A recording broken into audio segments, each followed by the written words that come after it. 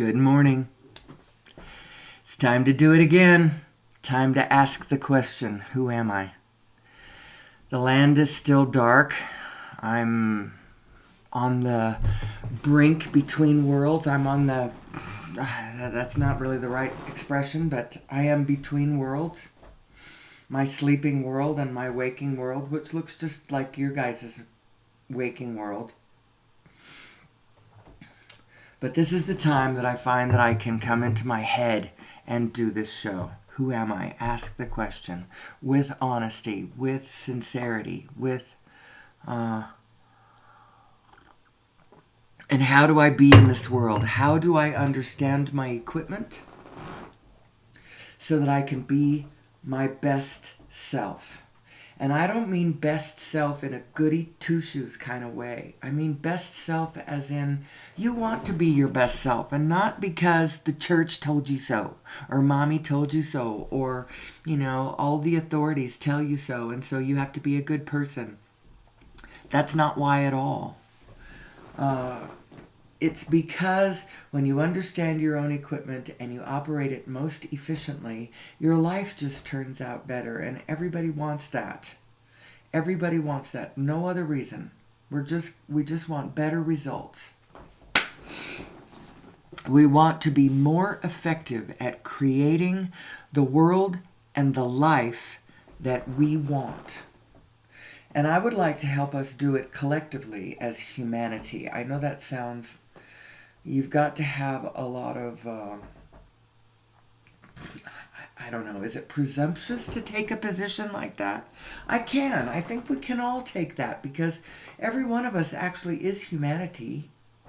But fortunately, this method that I'm teaching, or this perspective that I'm teaching, totally allows you to do it from the individual perspective. So just even though you are working for mankind, you do not have to focus on what mankind is doing to focus this direction. It's still just you, and you're doing it in a way that hopefully helps mankind. I hope I'm helping mankind. But whether I am or not, I go my own way. I do my own individual thing, and you can too. And the best way to do this is if you understand your equipment. Hence the show. Who am I? Who am I? And I ask this question in total sincerity, from the bottom of my heart, with an open mind and an open heart. Who am I? And I also ask this question in reference to, because everything's relative, there does not exist anything other than the relationship between things. The things themselves don't really exist. It's all the relationship. The relationship is what's real.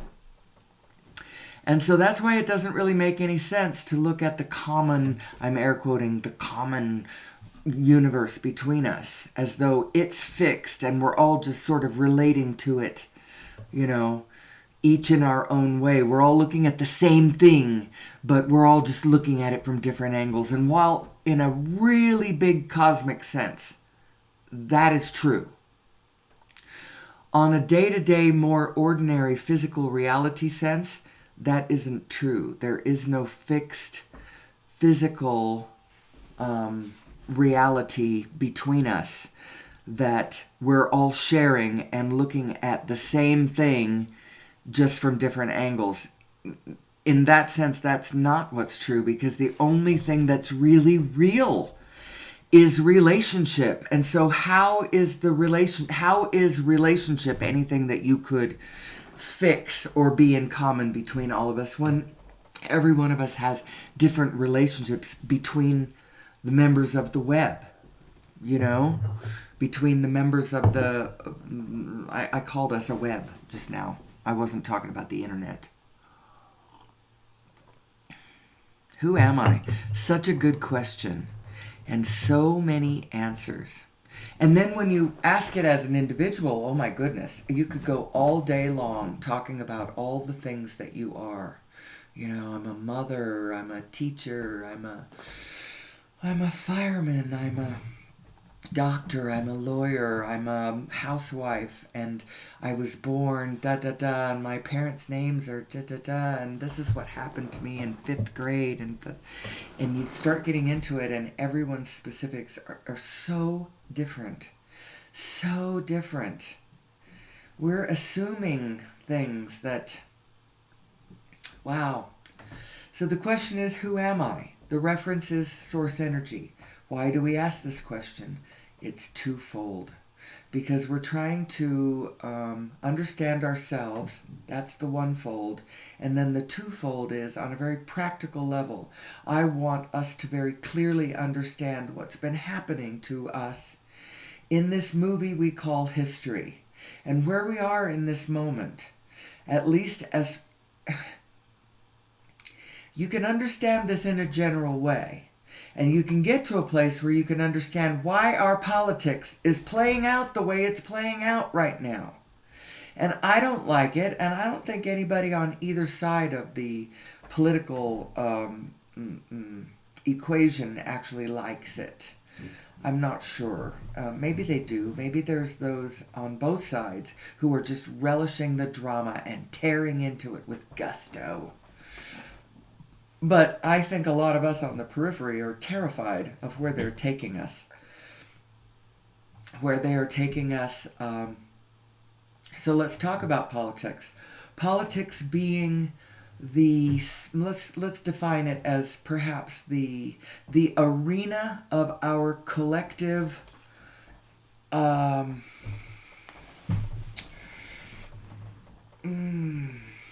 the arena of our government life, our collective will, because government is actually that body that's trying to harness and then administer our collective will.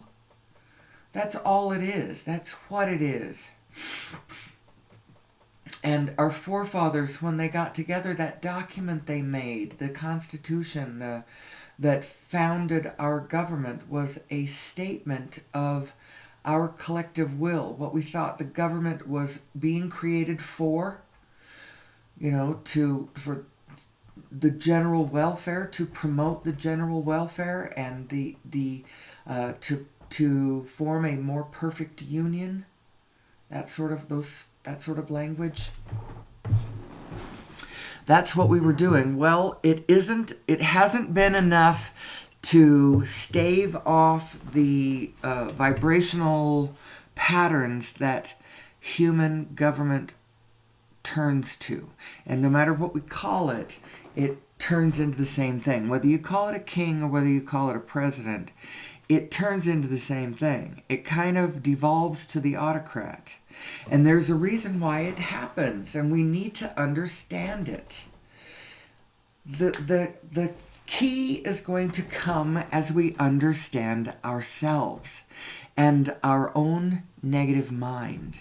How we create the negative energy, spirit, oh wow, I can see all kinds of ways to talk about it when you come to the negative mind from this angle. The negative mind is going to equal things that we talk about in folklore, like demons, and all of the impish entities that spring forth from that idea. It's all coming from the negative self, which is this vibrational energy entity that we create when we go against when we don't operate our equipment correctly, and we hand our bodies, our equipment, our machinery, our car, our vehicles, when we hand our vehicles over to our negative self and allow our negative self to drive, we, in our tiny little small way, are contributing to this larger thing, which is we are contributing to the generation of these demonic entities. They are just little negative things. They are Wow, this is kind of new. I also realize this is a place where I'm seeing it in my own mind, and I recognize what I'm looking at.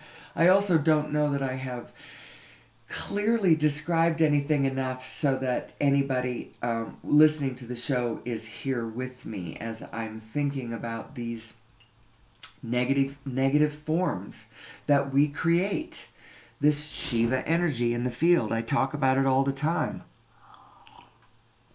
When we go out of alignment with our own selves and act in ways that imply our out of alignment and then create things that are not sustainable or not supporting in the field because it wasn't in alignment to begin with, so it might be supporting me, but it's, like pushing dirt in the face of a bunch of other beings, it's not really supporting a large group. Whenever you do that, you have created something from your out of alignment position. That very act creates the demons. It's so banal. It's so nothing, and yet it creates demons. So very cool. We need to understand our equipment because in our unconsciousness we are befouling our nest. We are creating suffering untold. Honestly, we need to understand who we are. So who am I? Who am I? And what is the angle I'm going to take on it today?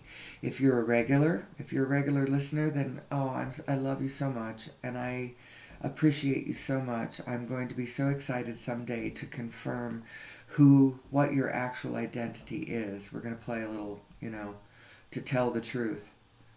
My name is da-da-da, and I am a regular listener of... No, my name is...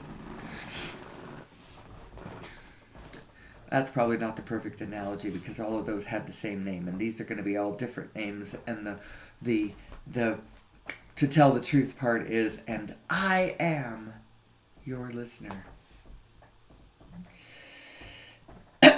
In any case, if you're a regular listener, then you've heard me go over this any number of times. How many times do I have to go over the same thing? You are a binary system. Now, there's all kinds of ways to describe this system that you are. I like to start at the most fundamental level and discuss us as form and formless. And when you identify, I am the form, when you do that, you kind of put yourself in a place where you're a little more nervous because the form itself is vulnerable. The form itself is vulnerable to being forced to change form. It dies or something. When it dies, it changes form really quickly. The original form turns into worm food, and the spirit moves on to do whatever else it wants to do. Come into another like-ish form, or do something completely different. In any case, it causes death, if nothing else, causes the physical form to change quickly. Or at least my version of death does. There may be a way where you lay your form down and immediately build another one just like it, and so you really haven't lost the continuity of the form so much. Maybe that's a good thing to do. I don't know. In any case, when you identify yourself with the formless that you are, as opposed to the form that you are cloaked in, something happens to your fear. You realize that you are actually safe. We are all safe in this world. I think that we believe that our fear that we are not safe is serving us. And I have some ideas about how we believe that fear is serving us. How maybe it is serving us. There's a lot of people very, very, very strongly in misalignment right now. If they just heard only, no matter what, you're safe, they might continue their wickedness. When actually the better takeaway here is to understand alignment And then from aligned positions, everyone can be trusted. You don't have to police and monitor the freedom of beings who are in alignment. They will be okay. They will not pedophile all over the world. They will not destroy and destruct all over the world. A being in alignment can be trusted with the whole rest of the group, even the babies, even the... Although you got to understand there's a kind of amoralness about the situation. Although when you recognize how amoral the situation is, you realize how perfect a background it truly is to be conducive to a platform from which you get to choose who you are. And it turns out who I am is really, really, who I really, really, really am, I realize, is really good. It's really good and sweet and kind and loving and joyful. And as I get to define that, it doesn't even matter that the backdrop is amoral, because who we really are is so blessed and cool that you need that amoral backdrop so that you can choose. If it was already chosen, yeah, we're the good ones, then you'd always be wanting to, play the bad one. That's what happens when you identify over on the good side. Then that imp tries to, the naughty one wants to come out. So recognize that it's all there to choose from perfectly, without prejudice of any sort. And then you recognize that the real place you want to be is in the center position, observing both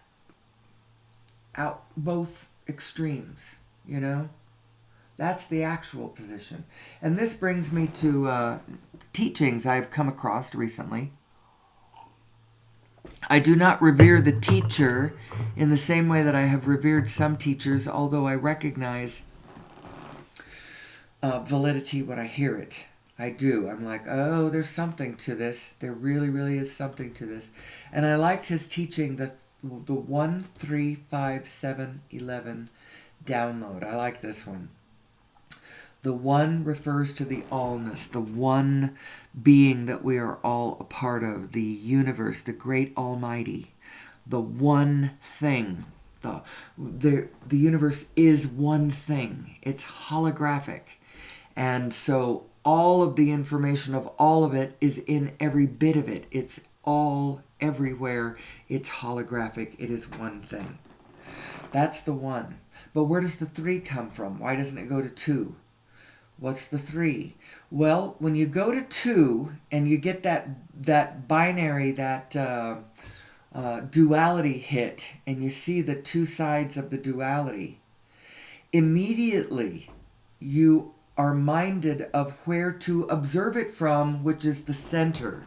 The center point, observing the 2 polarities, which actually immediately becomes a trinity. The 1 immediately goes to 3, because if you take it to 2, the 2 implies the spot in the middle from which to view the 2, and actually it goes straight to 3. So the 1 becomes the 3, which is the vantage point from which to observe the seeming duality of polarity. Now, that didn't make a lot of sense. That's fine. And then the 5th, the 1, 3, 5, the 5 goes to the 5 things you can't change. I needed to go look at this because I'm not sure I know all 5 of these. The first one is you exist. You cannot change that. You cannot unexist. Anybody who kills themselves, they're actually it's not as sad as you think. It's sad because it implies that we're not there on this side of the line. We don't understand who we are, and we're killing ourselves to get back over to the other side in order to regroup and reset so that we can, come at it from another angle. And in that sense, it's all fine. Nothing was lost. Everyone's fine. Even the person who killed themselves, they just reset, and they're coming at the situation from a different angle. But they didn't disappear. You can't unexist. You exist. There's nothing you can do to change that. Then the other two that I am fond of and understand well, and the other two I'm not even quite sure what they are because I haven't gone back and looked. But these other two, they seem profound to me. One has to do with the world of form that always changes, and there's nothing you can do to change that. And then there's an aspect of this whole situation. The setup itself never changes. There's nothing you can do to change that. Now, I need to go retrieve the other two because there's 5 of these laws that never change. Everything changes. There's nothing you can do to change that. You exist. There's nothing you can do to change that. The setup never changes. There's nothing you can do to change that. And then I'll go pick up the others. Maybe I'll do that. It probably won't be the day we come back from our little field trip out into the field. We're going to go take life by the seat of our pants. We're going to go take some impulses. We're going to move around the world. We're going to relate to the rest of ourselves. We're going to have some experience. We're going to generate some experience. We're going to come back to the show 8 or 9 days from now, and we're going to share some of our abstractions, at least the abstract insights that I take from my excursion. I will bring back into the show. So that's the 5, which I only told you 3 of them, but those are the ones I'm focusing on, especially for purposes of my show. I'm talking about who am I and the binary nature and all that. So what's the 7? The 7 are the 7 things you need to survive. And if you have these 7 things, you will survive, actually, for the natural lifespan of whatever your model vehicle you are driving this iteration. Is it a human one, or is it a Galapagos tortoise? How long do you expect to live? The 7 things you need are, and many, many, many of these things are common.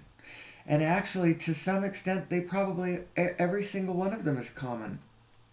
Because even the last one, all the beings express in a different way. They express through their lives, through their song, through their voice, through their actions. So these things that you need to live as a biological being: air, water, sleep, which is the communion back with the common soul. And if you don't get it, you will go psychotic probably before you die of lack of food. Although, there's exceptions. Sleep, food, shelter, which does not have to mean a house. It means a conducive environment of some sort that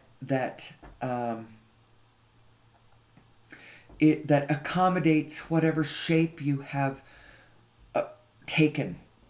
So the shelter that complements the shape you are, the form you are in. Shelter. The 6th one is relationship. You have to have some way to relate who you are to your environment. You have to have something to relate to. Whether it's the environment itself, so like, are you related to the cosmos? It doesn't have to be your own species. It could be, your dog or the birds that come to your yard or whatever you have. Something to relate to. And then the 7th one is expression. So are you just singing out who you are. The reason that the birds sing, they have to. You have to express who you are. And you do it for a lot of practical reasons. You know, you're attracting a mate. You're, I don't know. There's a lot of reasons why, physically, why you might have a physical voice. But then you also might wonder, yeah, but you're attracting prey. You're attracting prey right to you. Why don't you just be quiet? Because you can't be quiet, because you have to express yourself. Hence, why I come to this little show. Why I make my little show. Who am I? This is me pouring out who I am so that I do not atrophy. You know, I'm a boomer. I'm a older person. I either reinvent myself and find a new way to express who I am, or I just start to ossify in my rocking chair, you know, with my cat and my knitting until I just, you know, I do not want that in my old age. I live in a dynamic world, and I want to be a dynamic force, a part of this, at least in my small way, as I express in this forum who I am and who I believe we are. And I actually think that, you know, whether I'm right or whether I'm wrong, if I give it a sincere effort, it will be interesting from other people's point of view as they try to take in what I have claimed is my allness. It's sort of like me, I am a blind man at the elephant. I am stepping up and I'm going to take a shot at my description. This is what I think it is. This is what I think I see. This is what I think I'm experiencing. Who am I? Who am I? And who are we? And how does this frickin' setup work? Who am I in reference to source energy? And what is this medium that I am surrounded by? And how does it operate? Because it seems to have properties of its own that I need to understand in order for me truly to understand who I am. This quantum field, this divine matrix, this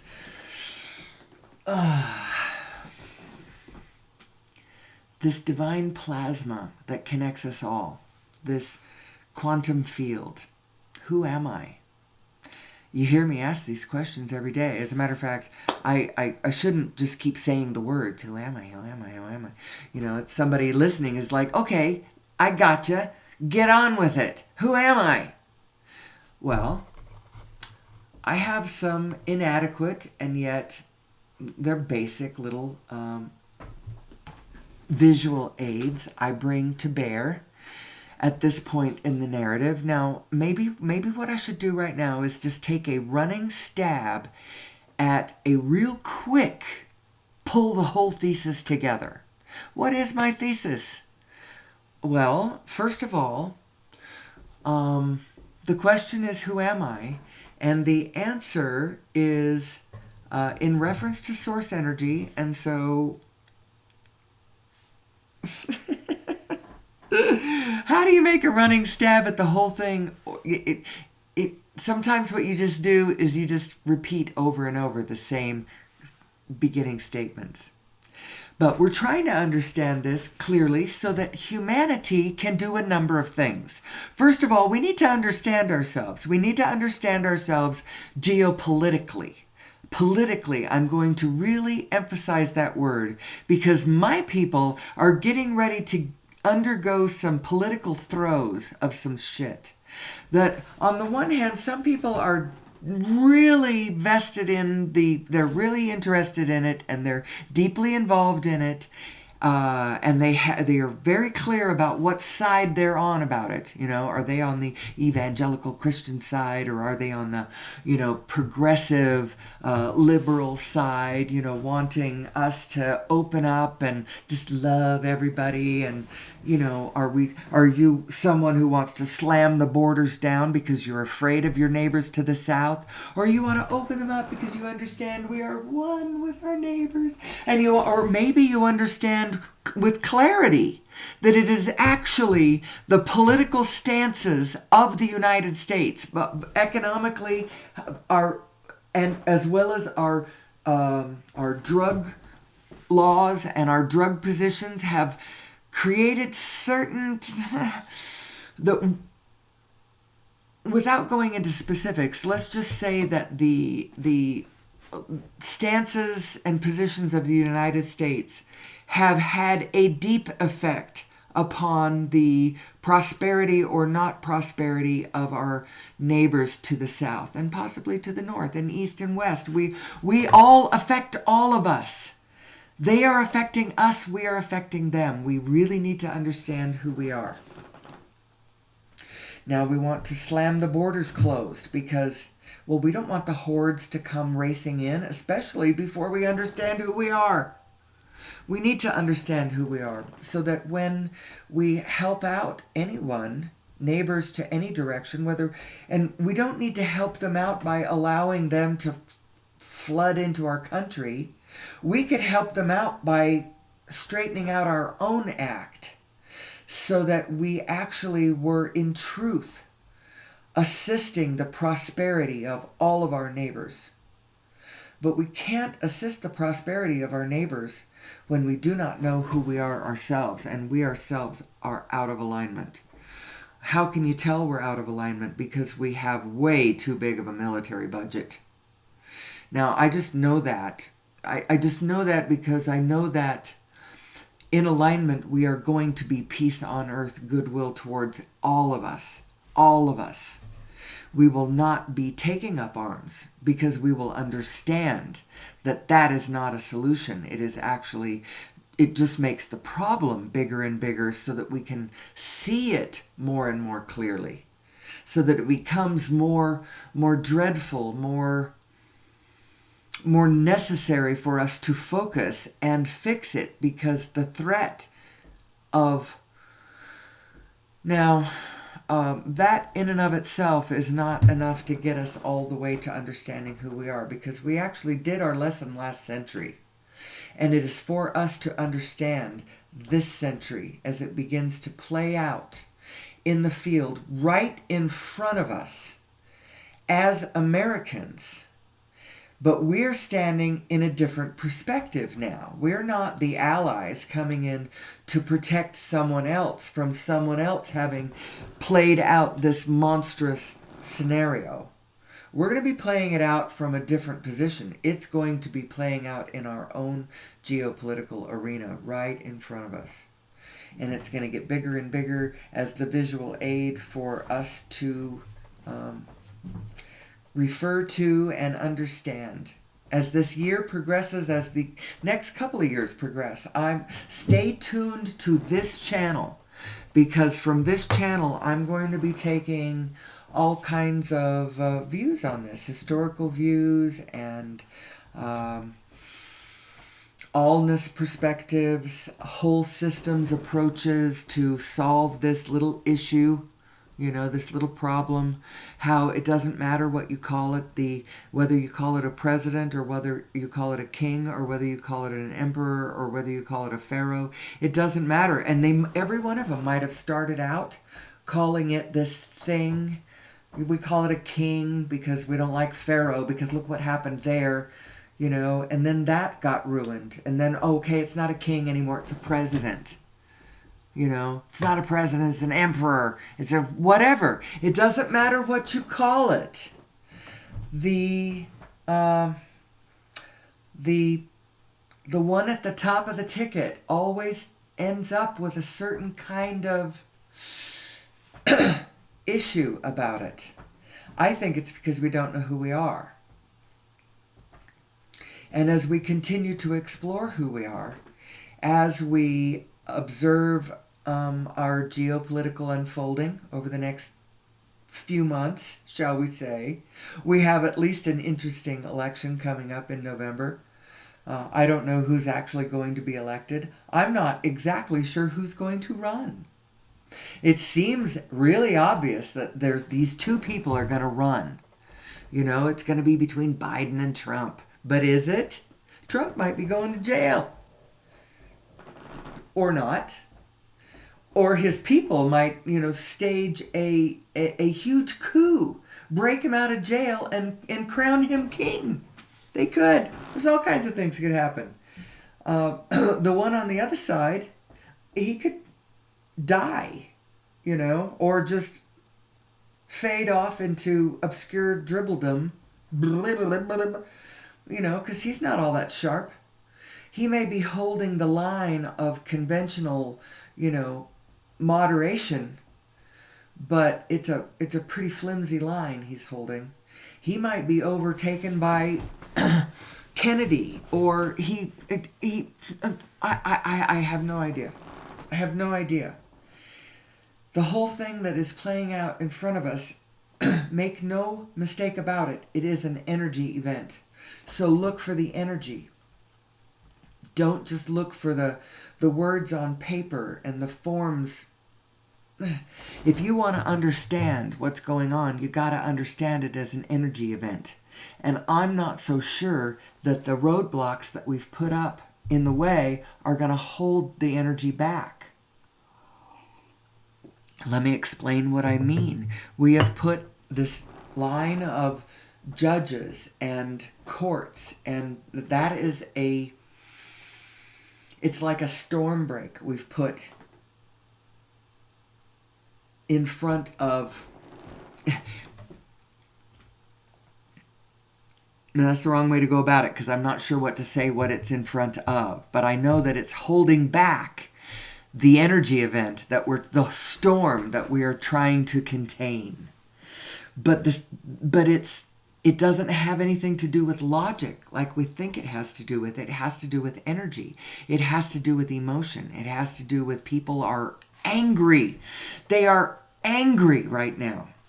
And there is a party that is harnessing that anger, that aggrievement, that upsetness, that fear. They are harnessing fear and they are harnessing anger.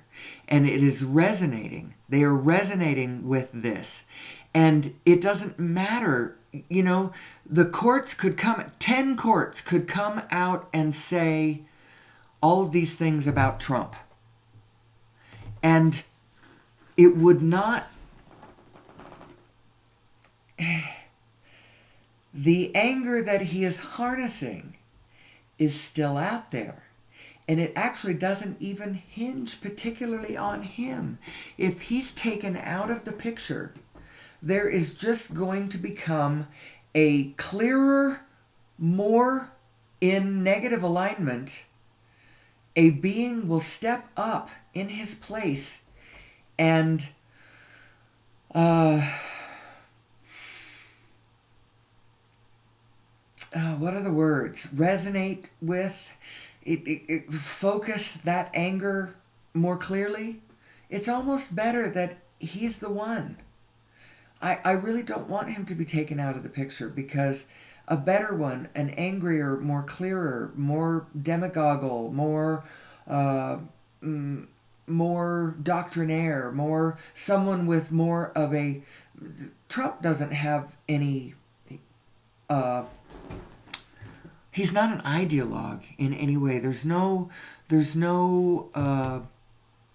concept that he's putting forward other than his own selfish interest. But he's recognizing, he's canny enough to recognize that the anger of the crowd is working for him, And so, and it doesn't matter how blathering and incoherent his words even are. I mean, we hear him when he goes incoherent, and we, put up those words and we laugh at them and we think to ourselves, no one is going to follow this person because look at how incoherent he is. But it's just demonstrating that it really doesn't matter how incoherent he is, because it's an energy event. It's a field phenomenon. It doesn't have anything to do with what we think it has to do with. And until we get that, we're not going to understand this event as it goes down.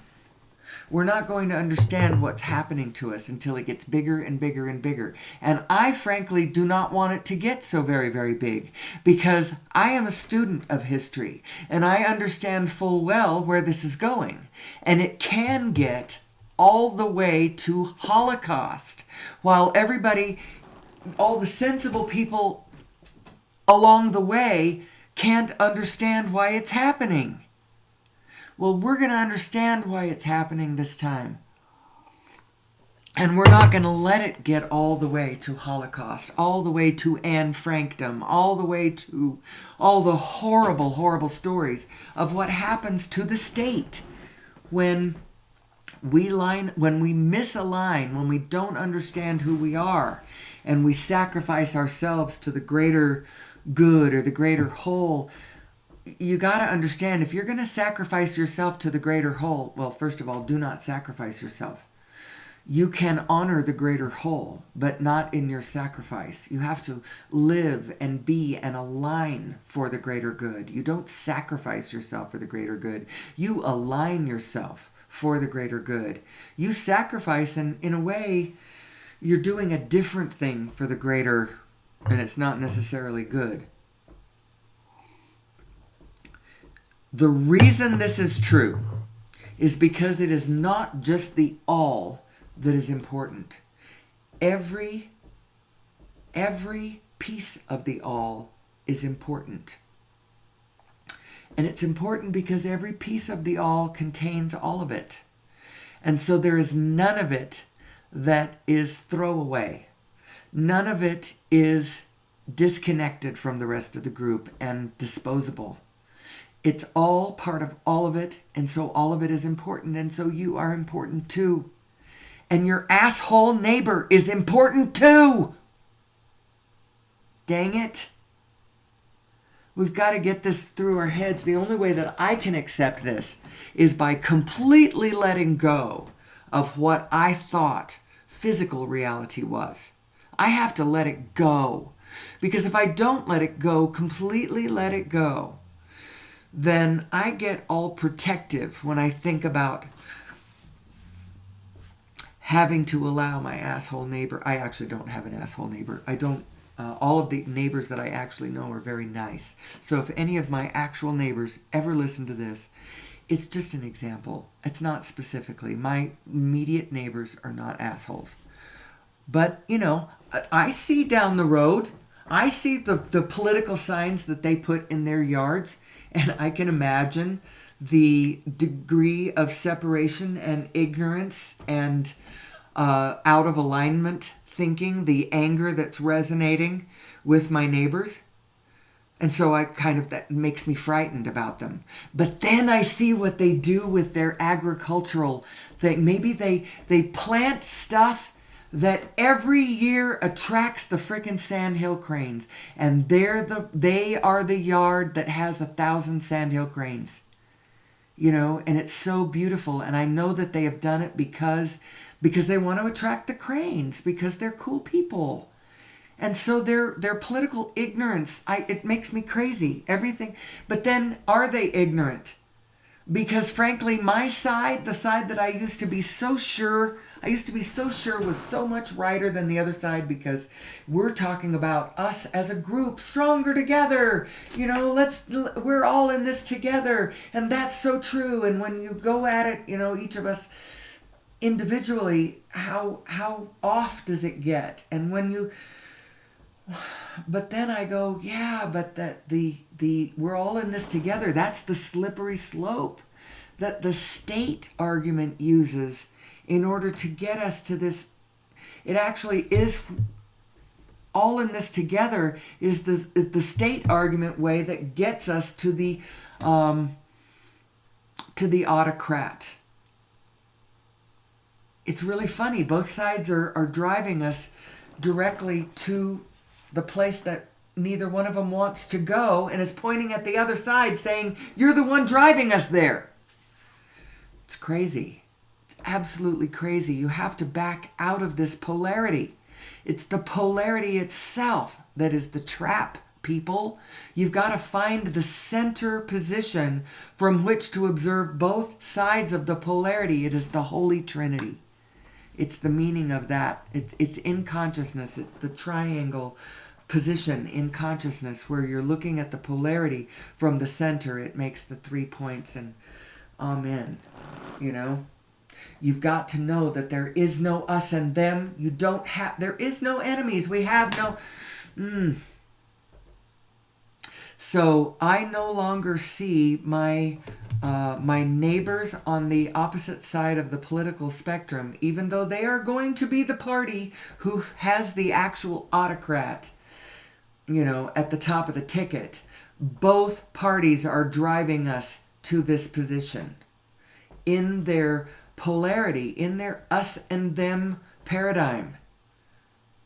The us and them paradigm is going to only drive us into the ditch, people. And I don't care who you think us is and who you think them is and how right you think that is. Us is the Allies. Them is Hitler. How right can you be? Well, actually, there is more to this than we are looking at. We are not recognizing who we really are and how we are really designed. And my thesis considers the idea that maybe we were designed. That somebody came along and gave us a little boost, they tweaked a little bit of our, this isn't going to harm anything, right? Our creators said, this is a good thing. It's a good thing. We're going to give them broader perspective. We're going to give them an expanded neocortex before they understand the setup of the universe. If they did it incrementally over millions of years, we would understand all of the threads of life that are involved with this expanded, broader perspective that we've got. But no, somebody gave us a little head start, a little bump. That's also part of my thesis here. How us understanding who we are is going to get us to, it's going to be the pathway out of the wilderness for us. The wilderness being all of the collective woes that mankind suffers from. His inability to get along with his fellow ecology. That's the biggest problem, because that is an existential threat. That threatens our very existence on this planet. And so that's a big one. We need to figure that one out so that we quit killing the biosphere. Well, the biggest thing that I believe is killing the biosphere is our burning of fossil fuels. It is befouling our nest in a big, big, big, big way.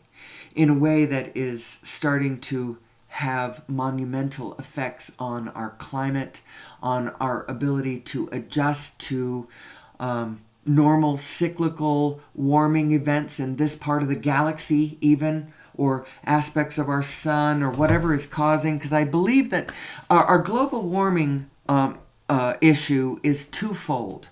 One is that we are indeed experiencing a natural cyclical planetary warming event. The second part of it is because of our burning of fossil fuels, it's exacerbating the problem and interfering with our own ability to adjust to the situation. As well as our not understanding who we are is interfering with our ability to adjust to the situation. Since we don't know who we are, we're not handling it the way that we could.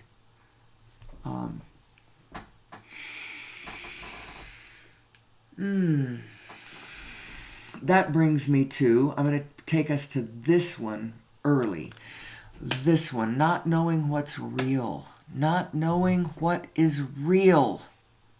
That's our biggest problem. And that's what I am hoping that this little Who Am I program can start to address. What is real? Well, so the physical world that I'm air quoting it in, I can even do that. The physical world is not as physical as you think, which is why I'm air quoting it. The physical world, not being as physical as you think that it is not primary. It's not primary at all. It is kind of there. There is plonks spinning into objects. That is true. And you could call that the physical world. But there isn't anything physical about it. And the only thing real about the world is experience. The experience that you're having is real, real, real. The stuff around you, not so much. It's sort of like that line in Harry Potter. It's and I should still go find the actual line so that I quote it word for word, but I can get it pretty close. And it's when Harry is asking Dumbledore, because he's died,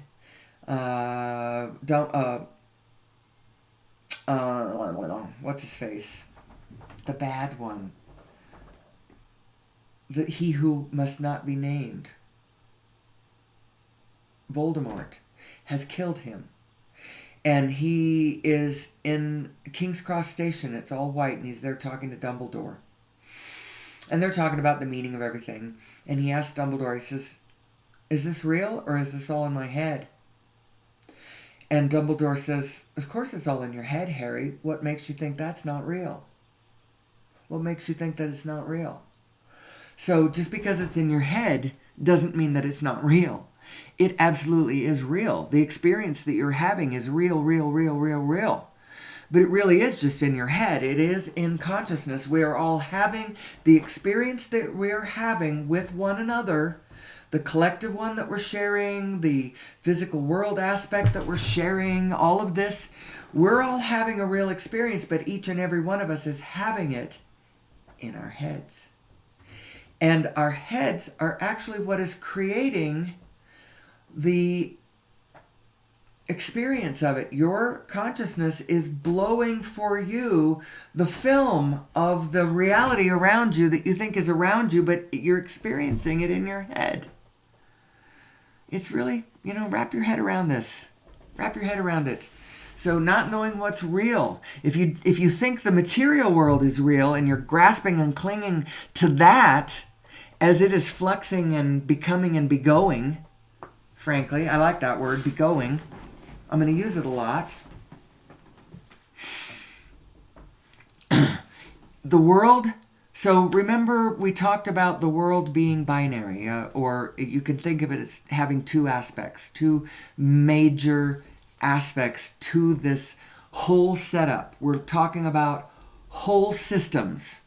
You have to look at the world in terms of whole systems.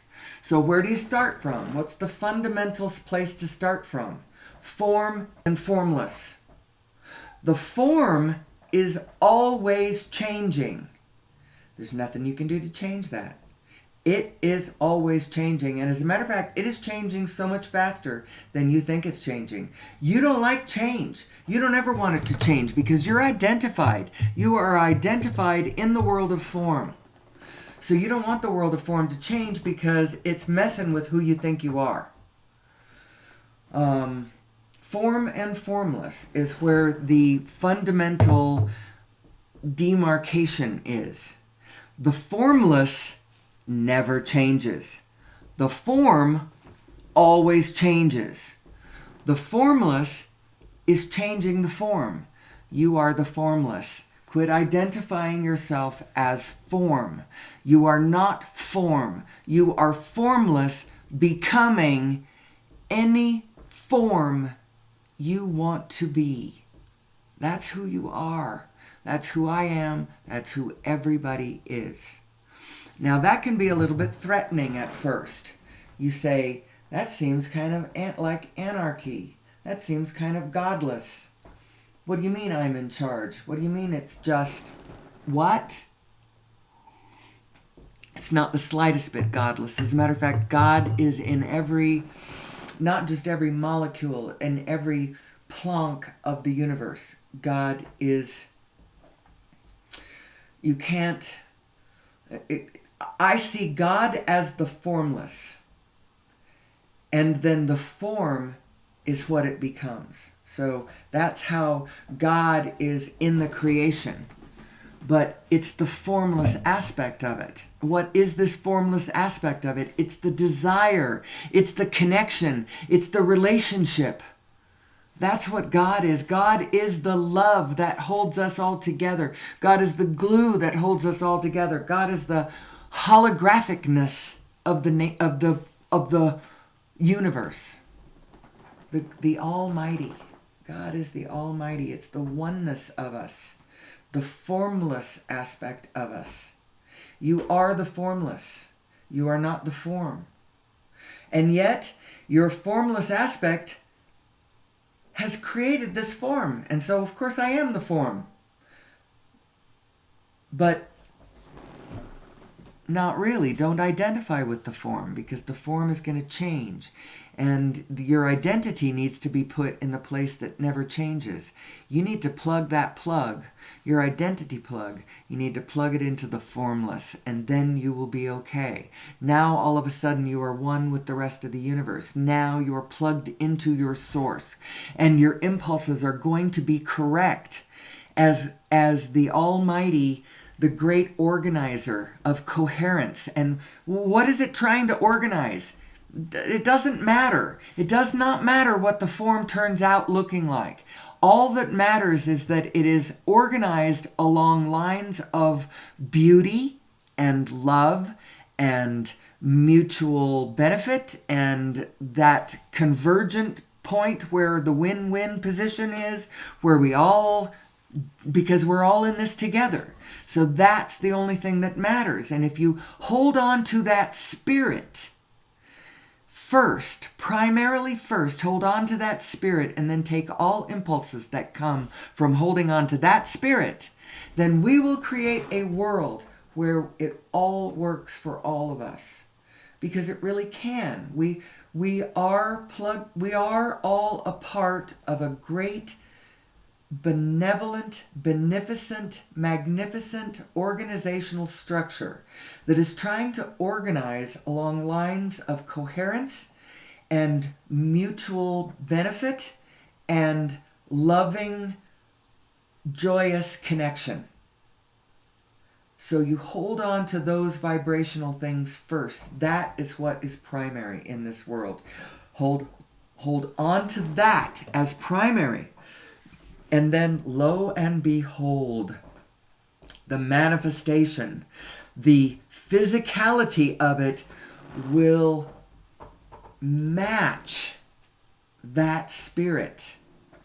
And isn't that all that we wanted in the first place, was to get that physical manifestation to match that spirit? Well, the way to do it is to hold the spirit and let source impulse our way to the correct actions that will bring about the world we're looking for.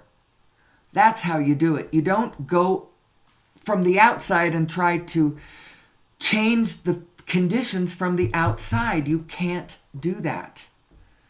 So what is my job? What would my job be then?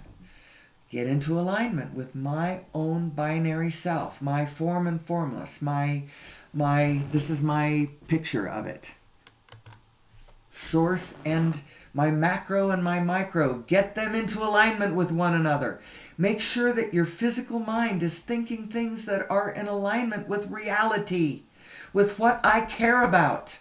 What do I care about? I care about all of us, by the way. I do. My real self really does care about all of us, because my real self knows that my whole future depends on all of us working out this machinery. I am dependent upon the supply chain that humanity has created. The agricultural supply chain, the energy supply chain, the financial supply chain, the transportational supply chain, the communicational supply chain.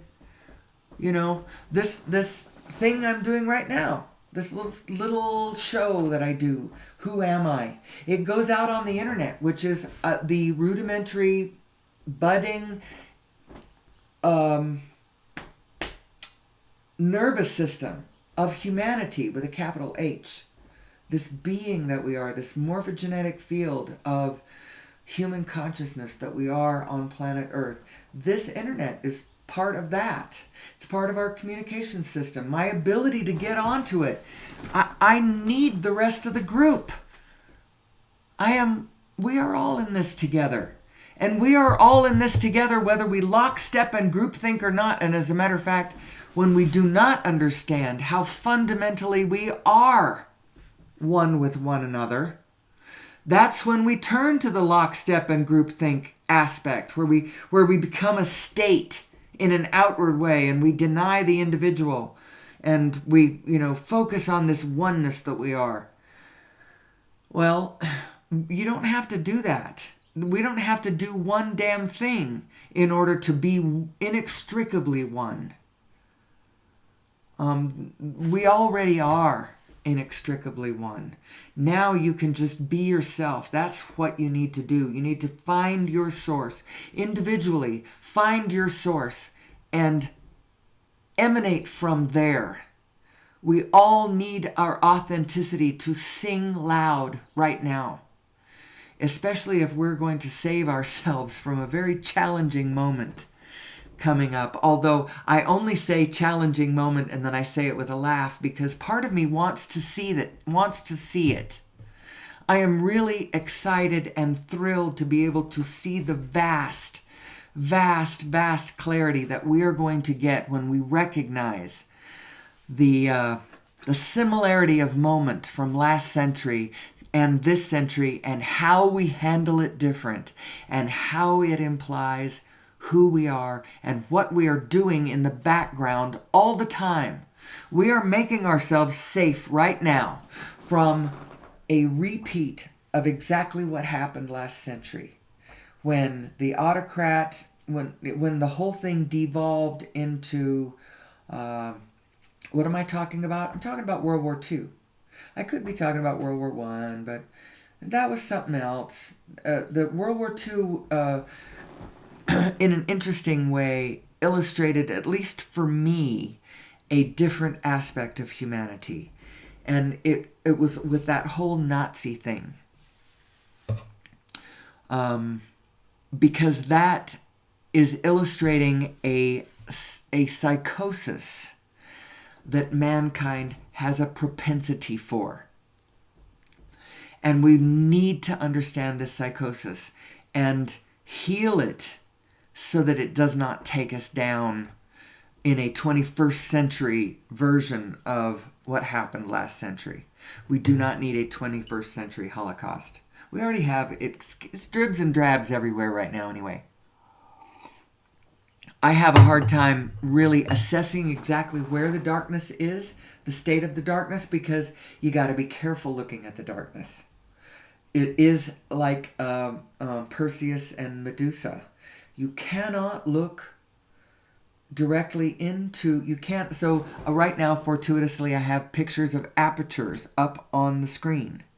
You cannot put evil in the center of your aperture of focus. You cannot focus on evil. You have to put good in the center of the focus of your aperture.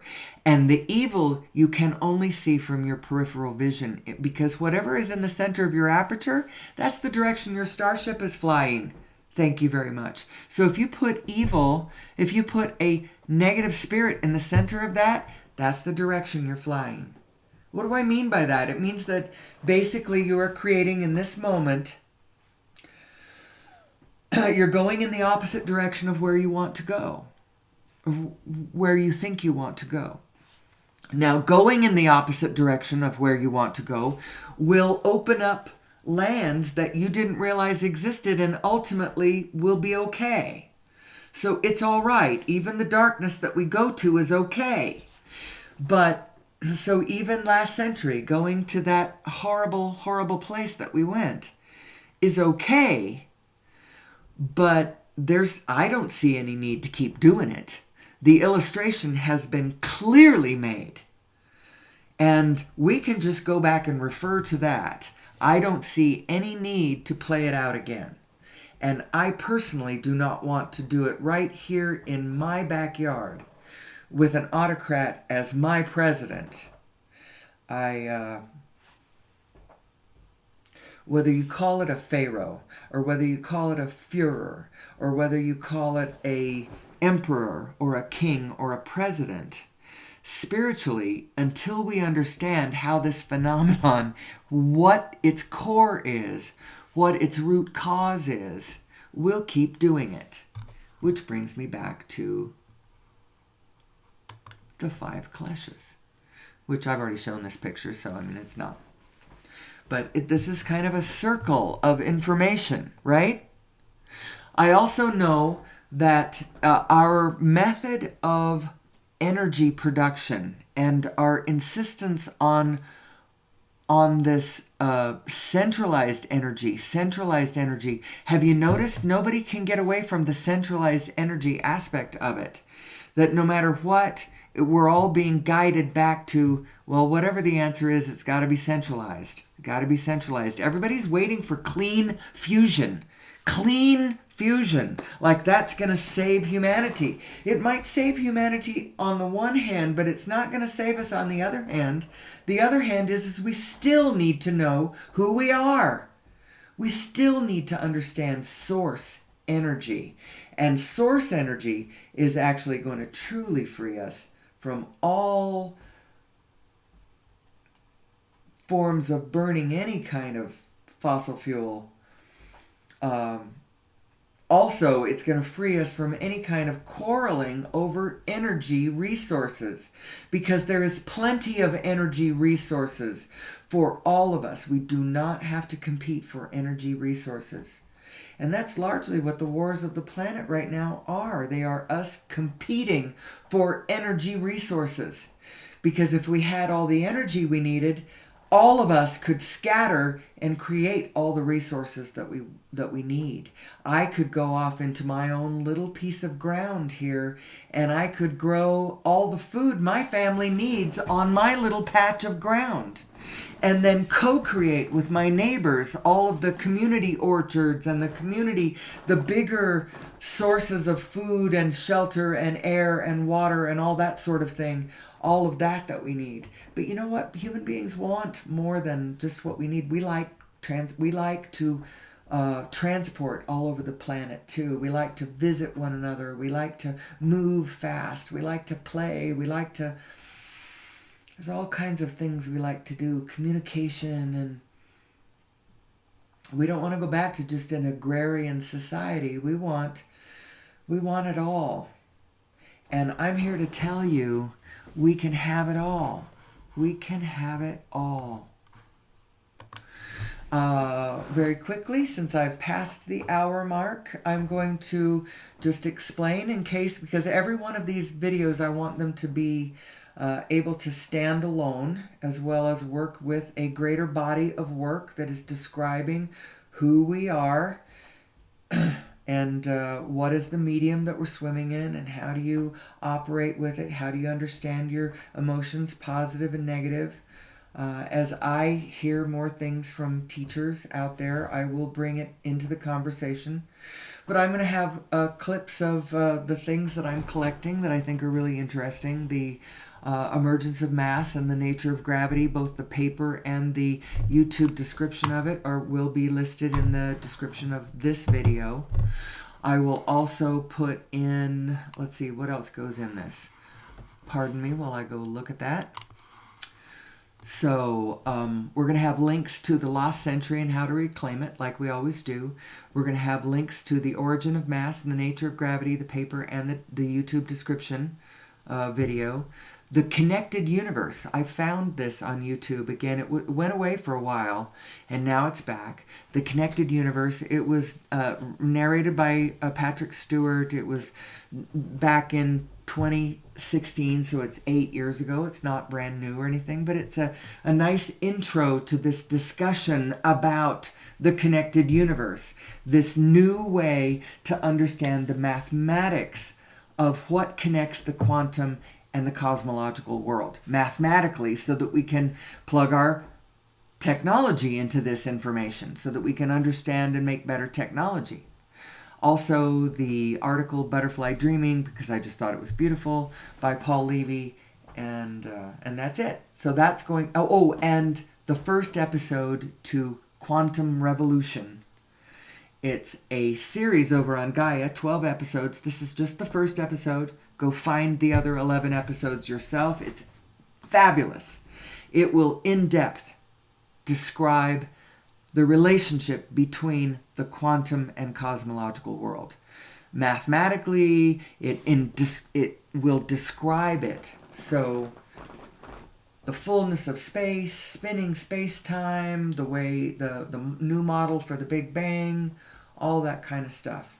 Black holes, up and down. All of these things that I have tried to incorporate in my discussion. Try to assume, I'm assuming this stuff, and then trying to explain this stuff. Right? Before I let us go completely, usually, sometimes I lean on the emotional guidance scale a little more heavily. I haven't even shown it yet. This explaining to you what it means when you're in a state of negative emotion. Don't take it literally. Don't take it personally. Don't take it... take it with a grain of salt. Because you are two beings. And that emotion, positive or negative, is telling you how well you are resonating with your greater self. With your formless self. How well are you resonating with your purely vibrational self that is not bound in any particular point by hard matter? Your purely vibrational self in touch with all of the rest of, your oversoul, if you will. How are you blending? Remember, your real self is relentlessly positive. You cannot escape from your positive self. You cannot escape. You can go negative all you want. But whenever you go negative, it just feels bad and you get negative emotion. And the only reason it does that is because you have a core within you that is pure positive energy. And when you take thoughts that don't resonate with that, it equals your negative emotion. That is what your emotion means. That is what your emotion means. So don't take your negative self so seriously anymore, or so literally, or let her drive the car, or anything. When your negative self appears, you know where she came from. She is a lack of resonance between you and you. And so the job is not to take impulses from your negative self and try to work on the outside, changing conditions around you, because that's not the problem. It doesn't matter how many conditions you change outside yourself. When your problem is a misalignment from within yourself, you will never, ever accomplish the peace you're looking for. Because you'll just keep changing things out there, but the inside will still be out of alignment. That's what's causing your discord. So line yourself back up. Know who you really are.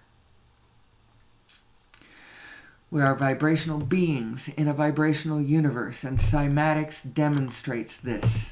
Look at the patterns, the vibrational patterns being created in our physical world. Because the universe really is vibrational, and you really are vibrational. And who you really are is pure quanta. You are pure Plancks. You are this formless field, and you have the free will to form this field into anything that you want it to be. You just have to understand how it works. And then you flow into the forms the way it works. Well, what I have discovered, I do not know how, personally, to control any of the specific forms around me. I haven't figured that one out yet. I am figuring it out. What I have discovered that I have the power to do, and for me it's enough. I have the power to influence the peace and tranquility, I have the power to influence the spirit around me. I can guarantee that it is drama-free or mostly drama-free, at least from the core of my being, from where I sit. I can help control how calm it is, how loving and kind it is, how generally flowing in the directions that I want it to go is, how peaceful and pleasant and amusing sometimes it is, how I'm working from the general trying to find my specific, because I too want to find a specific positive. But I am not willing to swim around in specific negative to do so. I am willing to swim around in general positive until I find the place to move in specifically. So this brings me to this slide where I show the 4 general states of being. Now, different people have different kinds of characters. Specific equals speed. Specific is accelerator. And some people, they want speed here in this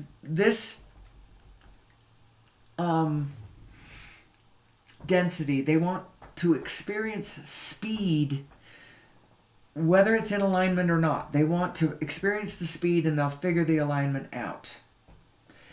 I get that. I absolutely understand why you would do that. And this actually does work.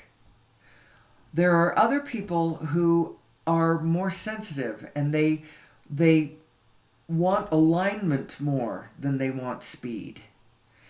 The one of the things that speed helps is if you go through more territory more quickly, then maybe more quickly you can understand how the situation works. Yeah, you stubbed your toe and you bruised your knee and you scraped your knee and you blackened your eye and you sprained your ankle or whatever, but I got it. Some people don't like to get a stubbed toe and a scraped knee and a sprained ankle.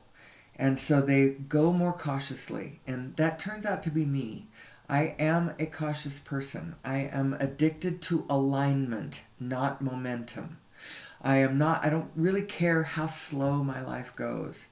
I have come to really appreciate a very, very slow moving pace.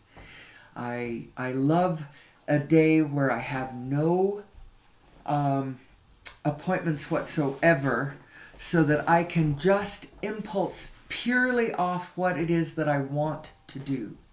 And I have different techniques as to what I am impulsing off of. I got a large backyard, acre and a quarter. It's got a lot of, this and that sort of chores, grooming and project chores that can come of it. Things that need watering and trimming and weeding and hoeing and planting and all the different things, repairing. So you go outside and you impulse off of that. That's something you can do for a day as you care for the things around you and you tune your consciousness into the craziest things, the way the birds are acting. One of my hobbies these days, since I don't have cats or dogs anymore, is I spend quite a bit of money at Wild Birds, and I get the really good the shell-less bird seed. And I feed lots of birds. I live down here in the Rio Grande riparian eco center. I'm part of this ecosystem and I help the birds. So the birds are my pets now. And I worry about them when we go on vacation. How do I put the bird feed out? Because I have to put it out every day, take it in every night, or the squirrels throw it down on the ground, and then the doves eat it all, and the raccoons and the skunks and whatever. So how do I keep the food up for the week that I'm gone, or the 3 weeks that I'm gone? And it's spring. They're raising their babies. They're counting on me. Anyway, enough about me for now. As the days and weeks and months and years go by, I hope that this show just becomes more and more and more and more. It's a way that I can express. The 7. Remember for a minute I was talking about the 1, 3, 5, 7, 11. The 7 being the 7 needs, and then what's the 11 somehow, and I still have not heard the download on this one, the 7 aspects of your joy. Because this particular teacher, his formula emphasizes following your passion, and in any given moment, sensing where it is and following it in that moment. Now, some people, they don't think you should be following your passion because they're not understanding what it means when you say follow your passion. So you say follow your passion. So then you go, okay, what's my passion? And then your physical mind translates it. Okay, my passion equals dance, Okay, so that's my passion. So now I have to follow that. So now I go follow that. But man, it's making me miserable every single moment. I'd think this following my passion thing is crap. Well, I'm going to tell you right now, you did not understand what it meant to follow your passion. Because what you did is you took your passion and you let your physical brain translate it into an idea, and then now you followed that idea instead of following your passion. Your passion is always, at any given moment, where that spark of is, where that is. And you can't just translate it into an idea and then leave that concept of the behind and go follow the idea now, which is what your physical mind has translated it into. That's not following your bliss.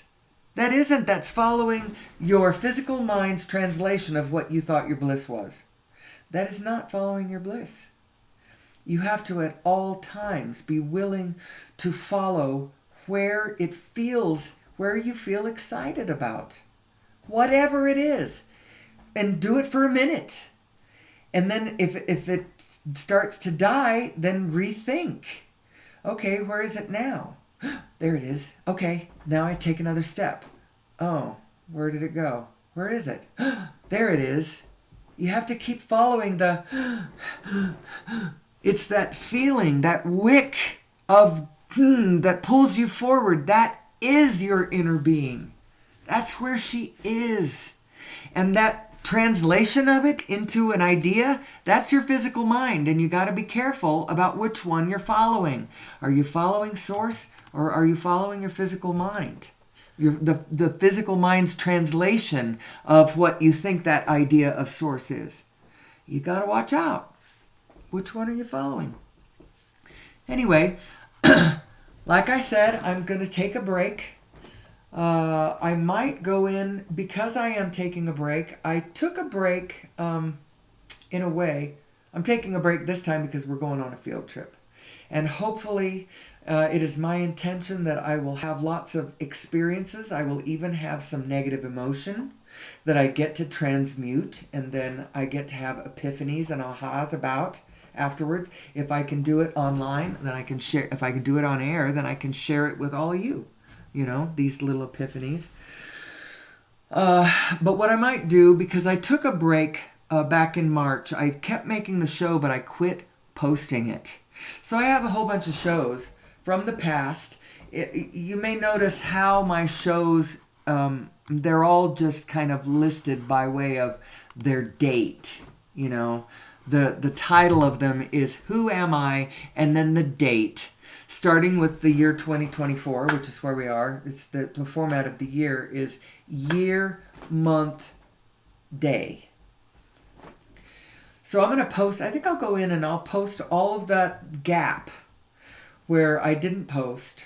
You can go catch up on old episodes if you want. The whole thing is in order.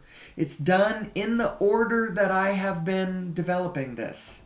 My ability to come into this forum, on this platform, and discuss this topic. Who am I? In reference to source energy, for the twofold purpose of helping us understand ourselves so that in general we are just more peaceful and more cooperative and co-creative with each other and the other non-human beings that we share the planet with. And the second reason is more particularly so that we can get off of fossil fuels, so that we can more clearly, more purely, and more joyfully be ourselves on this planet with one another. So I will come back possibly on the 12th of, you might see something on the 12th of May. If it's not the 12th, it'll be the 13th. The 12th is the day after we get back. It depends on, am I ready to, I'm probably eager. You can't keep me out of my studio. I'll be back on the 12th. Or I'm jet lagged, I'm tired, I'm all vacationed out and I need a rest, and I'll be back on the 13th. We'll see. One of the two. Until then, go back and catch up on any of my old episodes if you are interested in really understanding, what my general gist is. You listen to all of these and you're going to go, she may be right or she may be wrong, but I see what she's saying. Until then, I can hardly wait to come back into the studio and be with you again because I love doing this.